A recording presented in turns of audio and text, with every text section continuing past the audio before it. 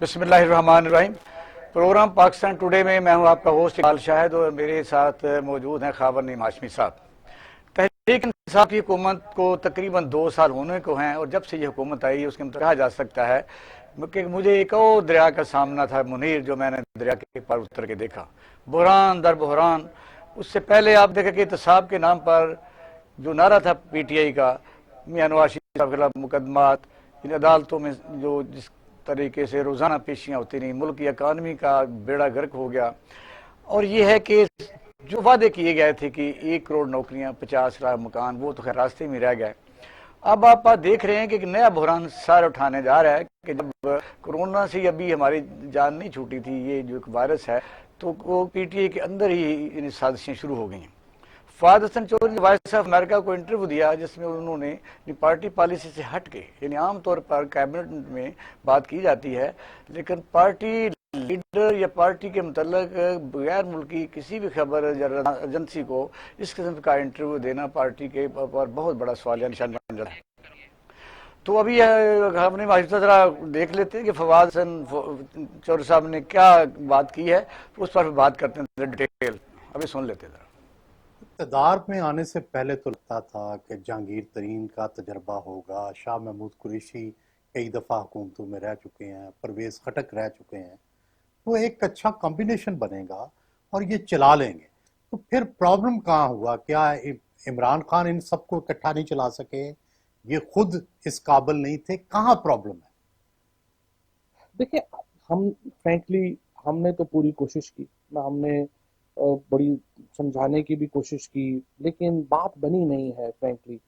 जब पहले असद उमर साहब फाइनेंस मिनिस्टर थे, जहांगीर तरीन साहब ने बड़ा जोर लगा के उनको जो है वो फाइनेंस मिनिस्टर से फारिग करवाया। फिर असद उमर साहब जब आए, दोबारा आए, उन्होंने पूरी कोशिश करके तो जहांगीर तरीन को फारिग करवा दिया। और इसी तरह से शाह महमूद कुरैशी साहब ने भी मुलाकातें हुई तरीन साहब से, लेकिन उनकी कोई आपस की कोई बात बनी नहीं है। मुझे नहीं समझ आई फ्रैंकली कि आप, लड़ाइयाँ भी होती हैं और पार्टीज के अंदर एक अपनी अपनी ग्रुपिंग भी चलती है, लेकिन आप अपने ही जो जिस शाख पे बैठे हों आप उसको तो नहीं काट देते। तो मुझे लगता है कि हमारी जो इंटरनल फाइटिंग थी बिटवीन दीज 3-4 टॉप लीडर्स, उसने ना सिर्फ पार्टी को बड़ा नुकसान पहुंचाया, बल्कि इसके नतीजे में पूरी पॉलिटिकल क्लास आउट हो गई और उनकी जगह जो है वो ब्यूरोक्रेट्स में ले ली। और प्राइम मिनिस्टर साहब का जो एक विजन था या जो जिस तरीके से इम्प्लीमेंटेशन होनी चाहिए थी वो। खैर में अशरफ, आपने सुना क्लिप, उसमें ये है कि इतनी वाज़ेह उन्होंने कहा कि जब असद उमर को फारग किया गया वजारत खजाना से, तो फिर जहांगीर तरीन ने ज़ाहिर है उन्होंने फारग करवाया था, तो जब फिर वो वापस आए असद उमर साहब तो उन्होंने उनको फारग करवा दिया। शाह महमूद कुरैशी साहब का जिक्र आप सुन रहे हैं। ये वेटिंग प्राइम मिनिस्टर बनना चाहते हैं कि कौम जो जाए भाड़ में, यानी आपस में इनकी लड़ाइयाँ ख़त्म नहीं होती, तो मसाइल कैसे हल होंगे? देखिए इकबाल शाह साहब कि इस इंटरव्यू के बाद आज कैबिनेट की एक मीटिंग हुई है जिसको प्रिजाइड किया इमरान खान साहब ने,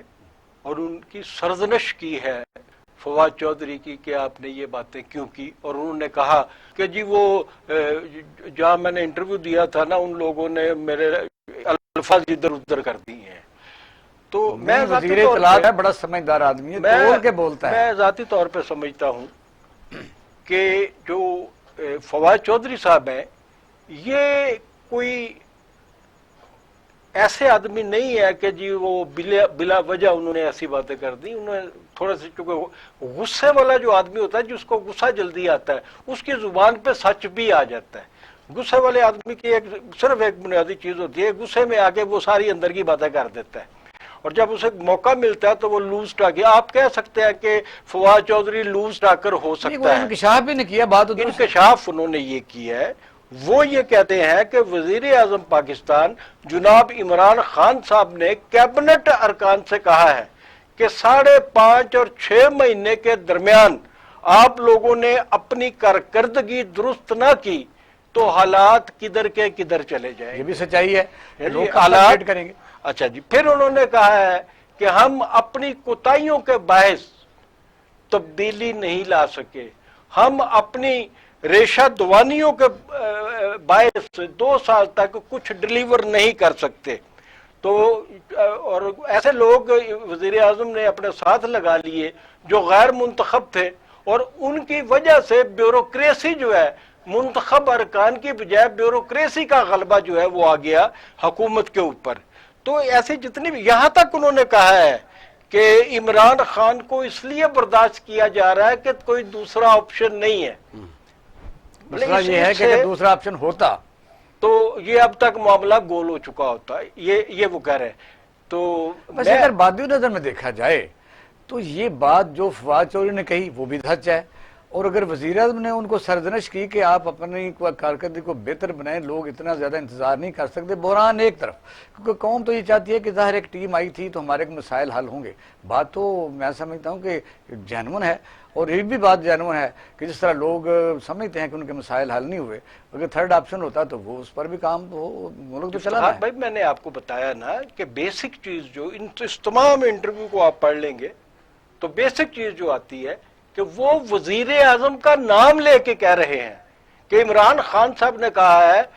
5.5 مہینے اور یا 6 مہینے، ورنہ حالات بدل جائیں گے، کچھ پلٹا ہو جائے گا، سیاست گڑبڑ ہو جائے گی۔ اچھا، آپ کو یاد ہے اس سے پہلے کہ جو سابقہ حکومتیں چلتی رہی ہیں، کسی بندے کو کابینہ میں اس قسم کی جرت ہو سکتی تھی؟ مسئلہ زبان بندی تھی نا، اگر اس میں اظہار رائے ہے، پوائنٹ آف ویو اپنا اپنا لوگ ڈیلیور کرتے ہیں۔ آپ نے دیکھا کہ جب یہ بات اسد عمر نے کہی کہ اس کو ایکسپلین کریں تو وہ فیصل وابڈا نے کہا جی ہم کسی کو جواب دے نہیں ہیں، تو اس کے دوسرے کمرے میں لے جانا پڑا۔ مسئلہ یہ ہے کہ اس کو تو ریسکیو کرنے کے لیے وہ وابڈا جو تھا، اس کی وجہ صرف یہ ہے کہ جیسا کہ فواد چودھری نے کہا کہ غیر ہنرمند لوگ جو ہے اور کمزور لوگ جو ہے وہ انہوں نے اپنے قریب کر لی ہے، جس کے باعث سے ہمیں بہت سارے مشکلات کا سامنا کرنا پڑا۔ لیکن جو آپ کا سوال ہے اس کا جواب یہ ہے کہ ماضی کی حکومتوں سے موجودہ کیبنٹ کا، پاکستان کی جو تحریک انصاف کی حکومت ہے اور پرانی کیبنٹس کا موازنہ ہم نہیں کر سکتے، اس لیے نہیں کر سکتے کہ زیادہ تر اکثریت میں لوگ ایسے ہیں جو نووارد ہے اور سیاست کے دو پیچ نہیں نہیں، ایک اور بھی چیز ہے، پولیٹیکل پارٹیز ایکٹ کے تحت ان کے پاس اکثر جی 2/3 اکثریت رہی جن لکی لوگ تھے۔ اب یہ کہ جو شاخ نازک ہے وہ یہ ہے کہ تعداد پوری بے مشکل ہی ہوتی ہے حکومت کرنے کے لیے، ہر آدمی ناراض ہے، الائی جو ہیں وہ ناراض رہتے ہیں، اندر سے مثلا لوگ سب بنا کے بیٹھے ہوئے ہیں، وہ پرانی چیزیں نہیں ہوئی کہ بھی جس قسم کی مرضی لوٹ مار کی جائے وہ بھی نہیں ہو سکتی، فنڈ ملتے نہیں ہیں، فنڈ ہے نہیں ہیں۔ وجہ ایم این اے بننے کا فائدہ مجھے ذرا بتا رہے، فواد چودھری کو تو یہ بھی غصہ ہو سکتا ہے کہ وہ ان کی پسندیدہ وزارت انفارمیشن تھی جو لے کے یعنی فردوس عاشق امان کو دے دی گئی، پھر اس سے بھی واپس لے لی گئی۔ تو یہ بھی دیکھیے، فواد چودھری جب فیڈرل منسٹر آف انفارمیشن بنے تھے تو ان کا جو لہجہ تھا یا ان کا جو ایک کردار تھا وزیر اطلاعات کے طور پہ، اس پہ ہم تنقید کرتے رہے، لیکن اس تنقید کا یہ مطلب نہیں تھا کہ ہم پر فردوس عاشق اعوان کو، جو ان سے بھی زیادہ گئی گزری تھی، ان کو مسلط کر دیا گیا۔ فردوس عاشق اعوان جیسے لوگوں کو اس حکومت میں اہم عہدوں پہ رکھنا، یہ اس کی اپنی ذاتی اناد میں بات کی ہے یا حقیقی بات کی ہے، لیکن میں being a citizen of Pakistan آپ سے کہتا ہوں کہ یہ غلطیاں بہرحال ہوئی ہیں۔ آپ کو پتہ ہے کہ اسپیشل برانچ ISI IB وہ انفارمیشن پرائم منسٹر کو دیتے ہیں، ان منسٹری آف انفارمیشن اتنی یعنی بہت بڑی منسٹری ہے، تو بلا وجہ کمپلینٹس بھی تھیں، انہوں نے اپنے بھائی کو وہاں بٹھایا ہوا تھا، یہ سب لوگوں کو پتہ ہے، ان کے معاملات تھے، لیکن چونکہ حکومت کے پاس عددی اکثریت اس طرح کی نہیں ہے تو یہ لاڈ پیار جو ہے فواد چودھری صاحب اکثر و بیشتر، یعنی کچھ لوگ یہ بھی کہتے ہیں کہ وہ نئی کوئی کہیں جگہ انویسٹمنٹ کر رہے ہیں۔ عددی اکثریت کا یہ مطلب نہیں ہے کہ آپ غیر منتخب آدمی کو یہاں بٹھا دیں۔ عددی اکثریت نہ ہونے کا، اکثریت اگر نہیں ہے ان کی، تو وہ یہ تو کر سکتے ہیں کہ جیسے بزدار کو وزیر اعلی پنجاب بنایا کہ جو ان کے فلاں مقاصد ہم کہتے ہیں کہ حل کر رہے ہیں، تو وہ بزدار کم از کم منتخب آدمی تو ہے نا۔ نہیں، لیکن فواد چودھری نے اس پر بھی اعتراض کیا تھا، کیونکہ پنجاب کو ایک آدمی کے حوالے کر دیا گیا جو قابل نہیں ہے۔ سر اس لیے میں نے بڑی محتاط لفظ بولا۔ ہاں، پورا پنجاب جو ہے، پنجاب کا جو انٹلیکٹ ہے، انٹلیکچوئلز ہیں، جو دانشور ہیں، جو سیاستدان ہیں، جو سمجھتے ہیں سیاست کو، جو منافقت نہیں کرتے، جو سیاست کے دو پیچ جانتے ہیں، وہ ان کا خیال ہے کہ بزدار صاحب کا پنجاب کی جو وزارت اعلیٰ ہے سونپنا جو ہے وہ نہ صرف عمران خان بلکہ پی ٹی آئی کے لیے بھی خطرناک ہے، کیونکہ ایک ایسے شخص کو آپ نے ایوان میں بٹھا دیا ہے کہ وہ شخص جس شہر میں بیٹھا ہے وہ اس شہر کے بارے میں بھی کسی سوال کا جواب نہیں دے سکتا۔ لیکن آپ کانسیکوینس کو سمجھتے ہیں کہ ان کے پاس 123 سیٹیں تھیں، 129 مسلم لیگ نون کے پاس تھی۔ اس وقت جو جنوبی آپ کے پنجاب ہے، یعنی ان کو اگر شیئرنگ کی گئی ہے، بات تو صحیح ہے کہ ڈیلیور نہیں کر سکتے، انہوں نے ریفارم بھی کوئی نہیں کی، کسی بھی ڈپارٹمنٹ کو آپ چلے جائیں کو آپ کو وہ پرانا نظر آئے گا، بلکہ ہو سکتا ہے برا ہی نظر آئے اس سے بھی۔ لیکن اس کو چھیڑنا تو نیا تماشا لگانے والی بات ہے کہ کل کو کیا ہو۔ میں نے تو کہا کہ عمران خان صاحب جانے، ان کی پارٹی جانے کہ بزدار صاحب کے یہاں جو وزیر اعلیٰ کے طور پہ پہلے کام کر کبھی رہے سنا ہے آپ نے؟ پھر میں دوبارہ یہ لفظ دہراؤں گا کہ وزیر اعلیٰ شہباز شریف صاحب تھے تو کسی کو ہمت ہوتی تھی کہ بھئی وہ دوسرا کیبنٹ میں بیٹھ کے کہے جی شہباز شریف کو بن گیا، تو ایک اوپر بھائی وزیر اعظم بیٹھا ہوا، نیچے وزیر اعلیٰ بیٹھا ہے، یہ کیا بات ہے؟ یہ نو واردوں کا ٹولہ ہے نا، یہ میچور پولیٹیشنز نہیں ہے۔ میچور اگر پولیٹیشنز ہوں تو پھر کیبنٹ کے اجلاس کے اندر اگر یہ باتیں ہوتی ہیں جو فواد چودھری نے کہی ہیں تو عمران خان ہی پریزائڈ کر رہے ہوتے ہیں نا۔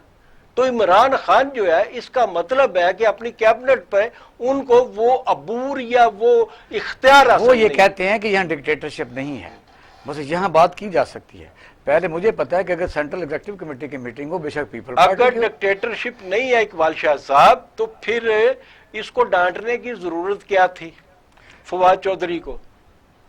اگر یہ سوال مان لیا جائے کہ جی لوگوں کو اظہار رائے کی آزادی ہے اور اظہار رائے کی آزادی ہونی چاہیے، لیکن عملی طور پر سول سوسائٹی میں اظہار رائے کی آزادی آپ کو نظر نہیں آتی۔ آپ دیکھ رہے ہیں کہ سوشل میڈیا پر بھی اگر کوئی ایسی ایکٹیویٹی اینٹی گورنمنٹ ہو رہی ہے یا اینٹی پی ٹی آئی ہو رہی ہے تو بندہ غائب ہو جاتا ہے۔ ایسا ہی ہے، ایسا ہی نہیں ہے، بالکل ایسا ہی ہے۔ اب یہ ہے کہ تحریک انصاف جو ہے